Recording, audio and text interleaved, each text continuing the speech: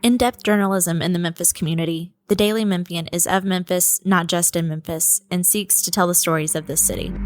TheDailyMemphian.com. Truth in place. Production funding for Behind the Headlines is made possible in part by the WKNO Production Fund, the WKNO Endowment Fund, and by viewers like you. Thank you. Immigration, schools, MATA, and much more tonight on Behind the Headlines.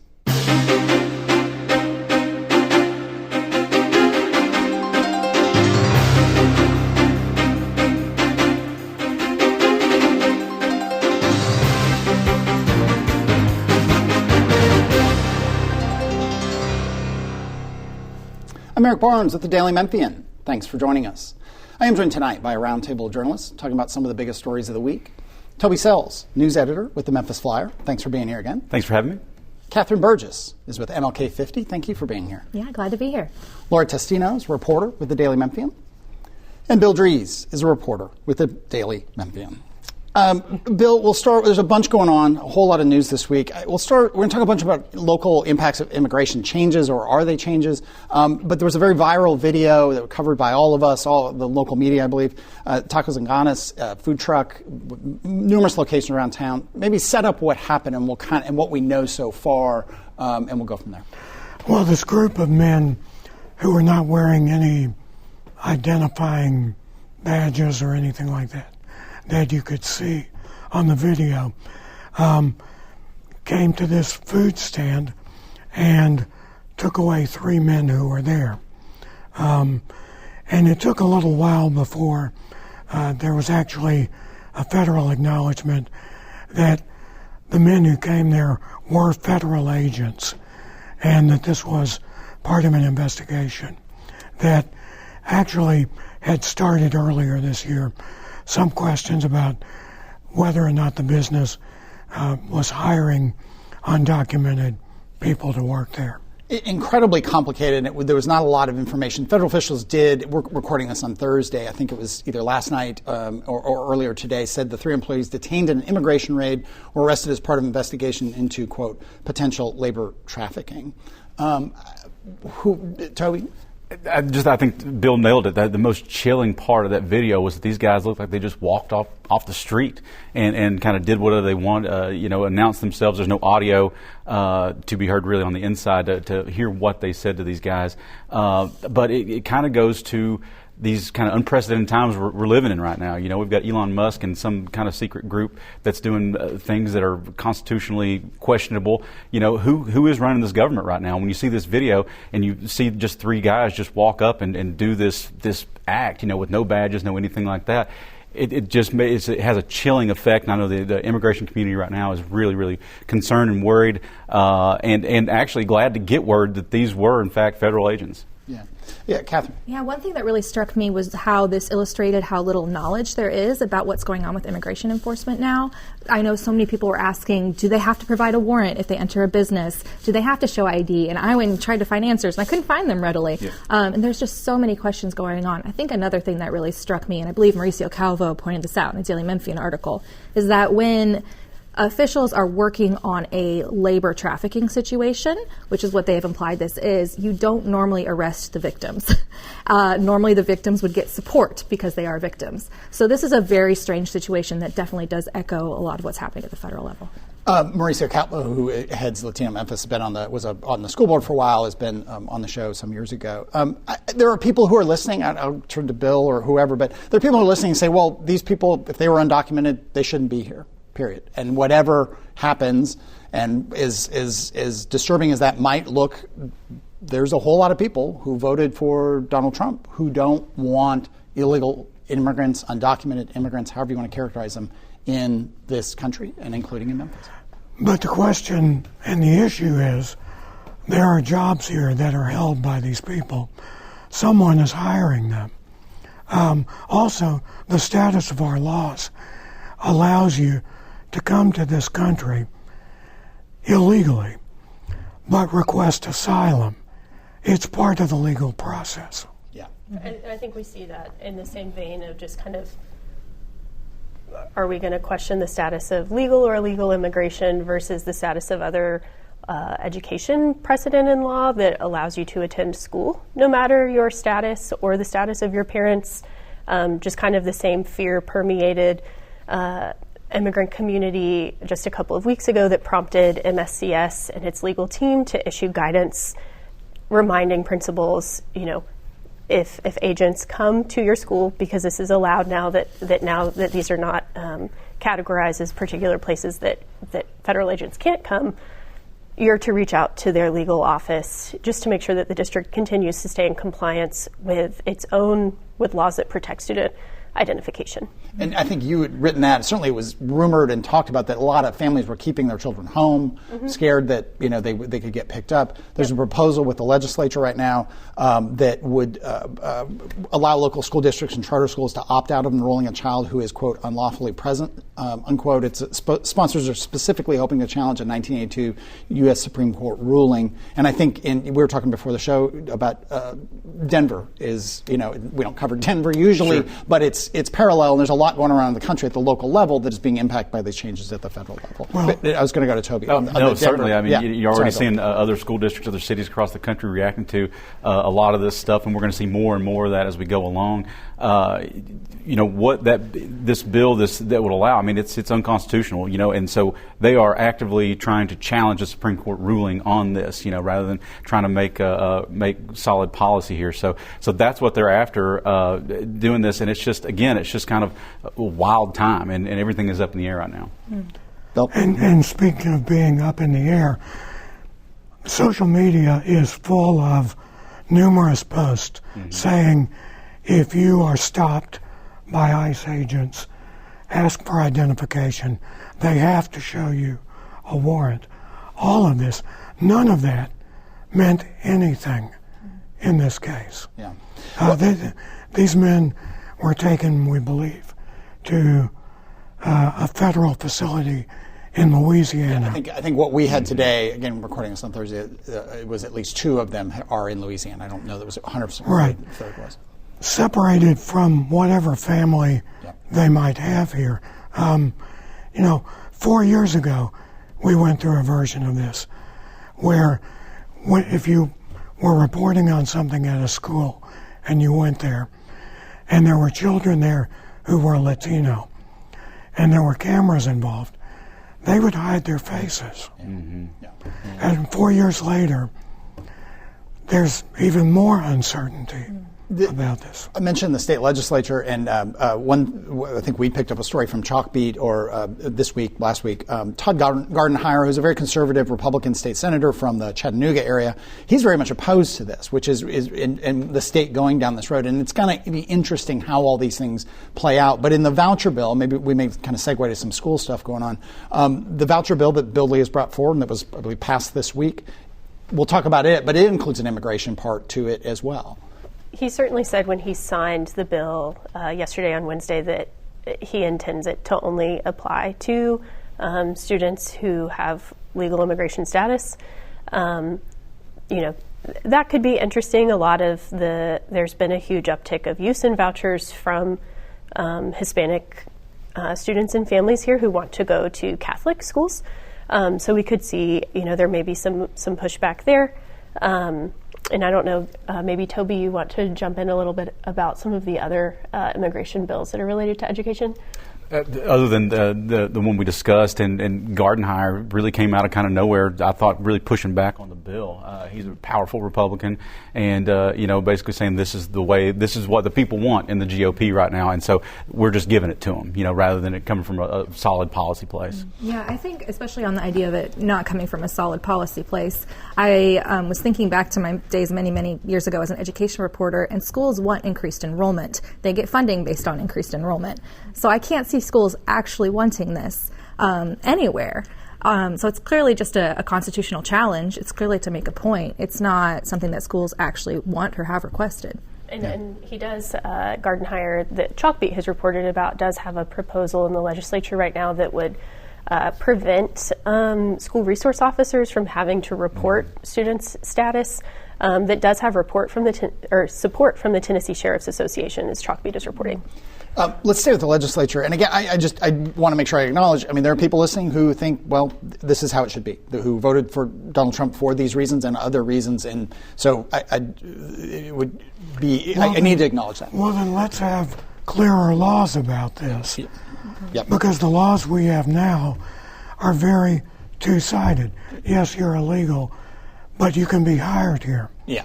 Yes, you're illegal, but you can apply for asylum here and wait here.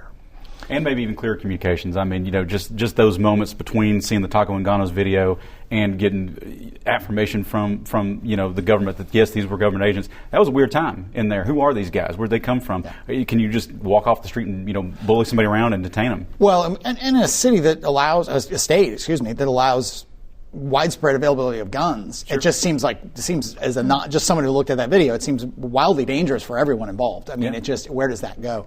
Let's pivot, though, to back to the voucher bill. The voucher bill, Laura, we talked about it recently, but the bill's been signed, $447 million initiative that kicks in July 1st, about 20,000 education vouchers worth about $7,000 each to become available in the 2025-2026 school year. 50% will go to folks of lower income, disabled. The other 50 will be, I guess, a lottery or just whoever applies for it. Did I get most of it? Yeah, that will still have to go through rulemaking at other state level bodies. And just a reminder that this is a program that's in addition to the so-called pilot that already exists in Shelby, Davidson, and Hamilton counties. And we just saw an interesting instance, St. George's, that his Memphis campus and across its 3 campuses has about 85 students on that pilot program type of voucher that offers the equivalent of about $9,300 towards education. Is closing that Memphis campus for the upcoming school year, and it is potentially going to become a public school under the new innovative school district for the university schools at the University of Memphis. Let's stay with the schools for a second. We don't have to relive the whole saga of MSCS and Fagans and superintendent. I mean, I think she's filed suit or has said she's about to. But the school board did fund $50,000 for a, quote, forensic audit, unquote. And that's the county commission. That's the county commission, yes. Excuse me. So the county commission did that. I got my stuff mixed up. Give us the update. County commission, as Bill reported, signed resolution for $50,000 to support a forensic audit, which would cover 5 years, so from January 2020 to present January, which encompasses 3 different superintendents in that time, and could be up to about $7 billion in local, state, and federal funds that they would be looking at. They've requested assistance, and they might need some financial assistance to get that kind of audit done from the state. The comptroller has told the Daily Memphian that they see this as a supportive step, but haven't issued a formal response as to what their actions will be. Meanwhile, we'll see a little bit more changes. Is Rod Richmond, the interim superintendent, sort of creates his team and figures out his step forward. Jared Myracle, the top literacy officer for the district, has decided to resign. And so there will be probably a little bit more additional shakeups on the senior leadership team. Toby. Just before we leave education and vouchers, I don't understand the end game. I don't know what this is about. I mean, it's on vouchers. On vouchers. On vouchers. Yeah. Sorry, going back. I don't get it. I mean, we're spending all this money. Had a special session for these 20,000 kids. What do we want to do? Why is there so much focus on this? Is it to allow Christian schools to get money? If that's the case, that's fine. Just say so. What there were stories, Chalkbeat did stories that showed that private school kids didn't do better than public school kids. You know what I'm saying? So we're not having a data discussion here to say, well, we think that it's all about school choice. I don't understand the end game. I'll just leave it at that. I mean, I think what I hear from people is that and everything going on right now at Memphis Shelby County Schools, which, by the way, what the fight between the superintendent and the board is not reflective necessarily of what is going on in any given classroom. I mean, I think that sometimes gets lost in the fray and the noise and so on. But it doesn't. That kind of fighting is what I hear from people, does not give them a lot of confidence that they want to have their kids in that school system.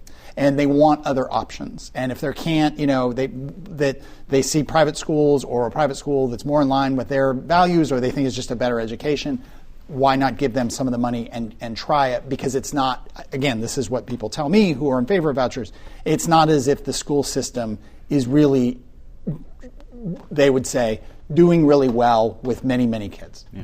And I think it is a notable point just that the state's own review of its legislation finds that, or projects that about 2/3 of the students who end up using the ESFs, the new vouchers that was just passed, already will have been enrolled at private schools. So this isn't necessarily something that even the state is saying is going to, really change public school enrollment as significantly as maybe prior years of supporting vouchers would have. The rhetoric has changed from helping more poor students.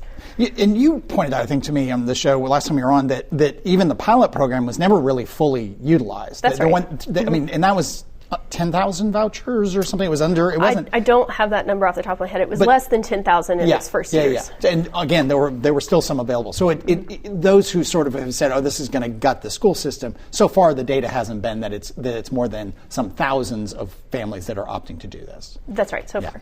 Well, go ahead, Bill. And Speaker Cameron Sexton, who was in town last week, even he made the point that in many cases, the voucher amount will not cover the entire tuition. Oh, yeah. Mm-hmm. Yeah.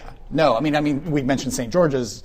Last time I looked when I had kids, St. George's used to be $20,000 a year, and I'm sure it's closer to 22, 23, 24, MUS, St. Mary's, Hutchinson, GSL. A lot of I'm not naming them all, I shouldn't have named any, but they are very, very much more than the voucher amount. And folks that I know in different states, sorry, we're just jumping all over, but I know some folks in Florida who have their kids in private school, and when they got vouchers down there, their private school said, well, we're just going to increase our tuition amount by the voucher amount, consider that a donation to the school. Yeah. That's where we're heading. There's a lot going on with that. Let's switch. Catherine, again, thank you for being here. You've been doing a lot of work on MATA, and we haven't done an update, at least in a while. What is the state now? What do you hear? What is the state of MATA? It's still struggling, I think. It's still struggling. That hasn't stopped. Their new interim leadership is in place. My understanding is that they're coming to town from a couple of different locations around the country, but they come to town several days a week, and that's when they're on the ground working on MATA, including for MATA committee meetings, city council meetings. So Transpro has begun the work. The last MATA committee meetings, there were a lot of discussions about wanting to know what the board wanted and what the board directed Transpro to do. There's definitely going to be some community engagement coming up, another community engagement survey. And then also we have the actual financial audit, which we don't have the results of yet. That's coming up. In the meantime, MATA is requesting $5 million from the city council. This is the $5 million they were promised when the mayor and the city council said, please don't do root cuts. Please don't do the root cuts the previous board had voted on. They didn't do the root cuts. Now they're asking for the money. But at the same time, the city council is asking for more financial information that they have not yet received. So there's a little bit of a push and pull there. And Transpro, again, outside consulting, they did the big assessment that is, if you're really wonky, if you're watching the show on a Friday night, you need to go look up the Transpro report, because it's sort of breathtaking and then more breathtaking in terms of the details of how inefficient and the spending and the small amount of revenue and how ridership has fallen off. It really doesn't even get into the financials. It's really operations. Yes. So considering how scathing that is, I know city council members are expecting another scathing report on the financials. And I'm laughing not because it's funny. It's like the schools. It's not funny. These are kids and these are families and these are taxpayer dollars, and we need transit and we need, good schools. It's just sort of, as one looks at this, it's just kind of exasperating. Sure. Maybe we'll switch to some other things at the state legislature that I'll run through, and y'all can just chime in. The downtown safety plan that the city of Memphis has been pushing for, $175 million was in Governor Lee's budget. That's in addition to, someone check me if I'm wrong, there's $550 million in FedEx Forum renovations that are not all signed, but all this is about updating the FedEx Forum, improving the whole neighborhood, and getting the Grizzlies to renew and sign a long-term lease to stay in Memphis. There's $20 million in the budget for Memphis Zoo, $1 billion to roads, against what is estimated to be a $30 billion backlog. Thoughts on any of that from anyone? Those are in the budget proposal. Those have not been approved. But. Right. The way the process works, that there could be additions to or subtractions from the budget in what's called the supplemental that comes out in March. As of now, what's not in there is state funding for Regional One Health. if that stands, this is the second fiscal year consecutively that this hoped-for funding, basically the state has stiffed Shelby County. Yeah, yeah, and that is, you know, a long-term $1 billion proposal to remake Regional 1. I think, Catherine, you've been covering that as well, buying this property over where the commercial appeal building used to be. That's moving forward, and the county has committed, what, $500 million over 10 years, something like that? They've committed $350 million. So something seems like it's going to happen, but maybe not the full plan. Mayor Harris has a plan, and actually proposed last year, that the county should go $500 million and just do the whole first phase.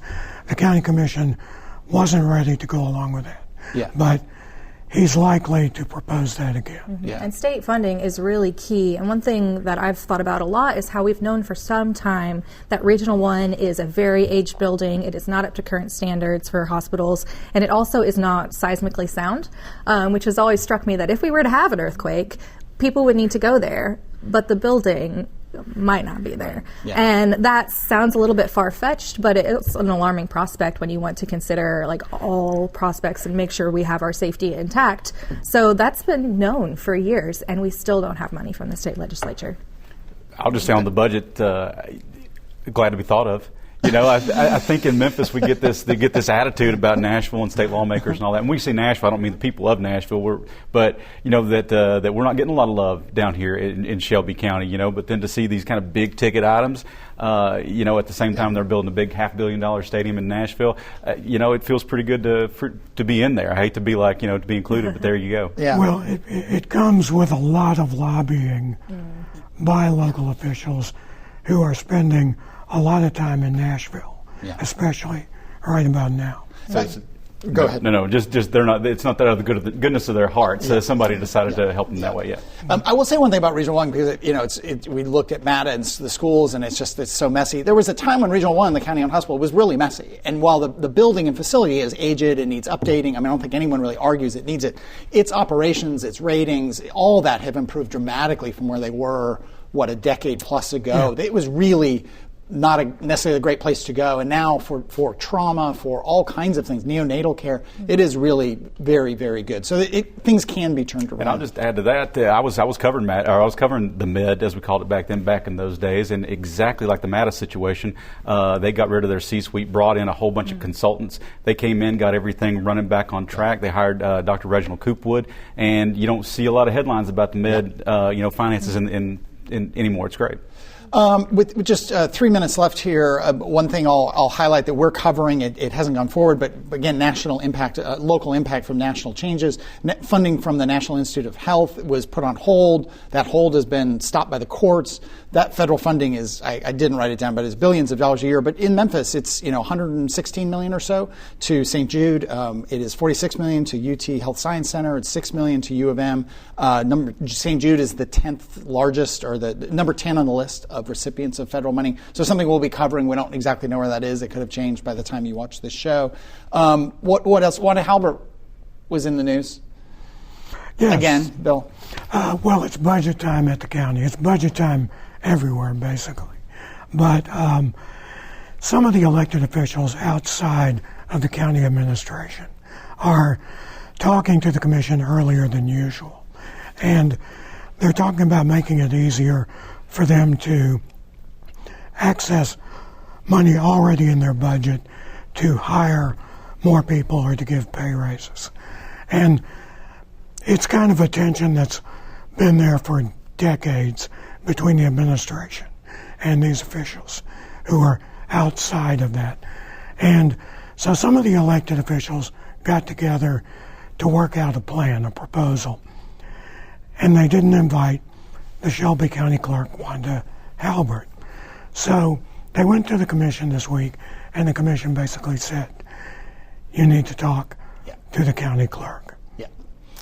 Speaking of dysfunction, our marijuana correspondent, That's right. Toby Sells. We haven't gotten a cannabis update in some time. A lot of stuff going on right now. Give us a quick rundown. Quick rundown is that the state legislature is cranking up, which means that cannabis is on the menu again right now. THCA products, basically the products that get you high. They got an injunction last week. They're going to be on the shelves until the summer, but there's already a ton of bills in the state legislature aiming at that, curtailing some of those products. Two GOP proposals would take those THCA, any kind of intoxicating cannabis products off the shelves. And there's two other bills from Democrats that would just fully legalize everything. So it can go a lot of ways. Anyone driving around the streets of Memphis is surprised to hear that it's not legal. We're out of time. I thank everybody for being here. But a shout out to Shelley Rice, who ran the Fraser Exchange Club for quite some time. And Laura did a really great profile.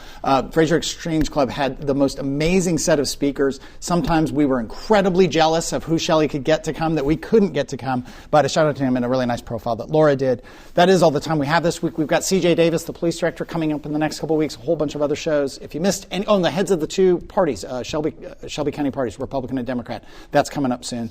If you missed any of the show, go to WKNO.org, YouTube, The Daily Memphian, or download the show as a podcast. Thanks very much, and we'll see you next week.